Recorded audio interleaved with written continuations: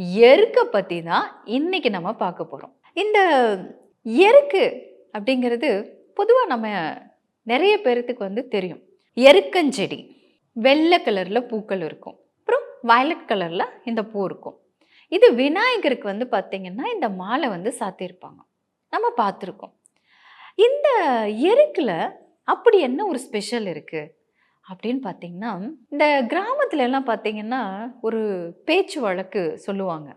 அதாவது, "எருக்கு வைத்தவன் செருக்காய் வாழ்வான்" அப்படின்னு சொல்லுவாங்க. அப்புறம், "முறுக்கு மீசக்காரன் செருக்க பார்த்தா அடங்கிருவான்னு" சொல்லுவாங்க. என்னப்பா இது புதுசு புதுசா இருக்கு அப்படிங்கிறீங்களா? ஆமாங்க. எருக்கினுடைய தன்மை என்ன அப்படின்னு பார்த்தீங்கன்னா, ஆணவம். தான் அப்படிங்கிற அந்த ஒரு அகம்பாவம். நான் தான் எல்லாமே அப்படிங்கிற அந்த செருக்கை உடைக்கக்கூடிய வல்லமை எருக்குல இருக்குங்க.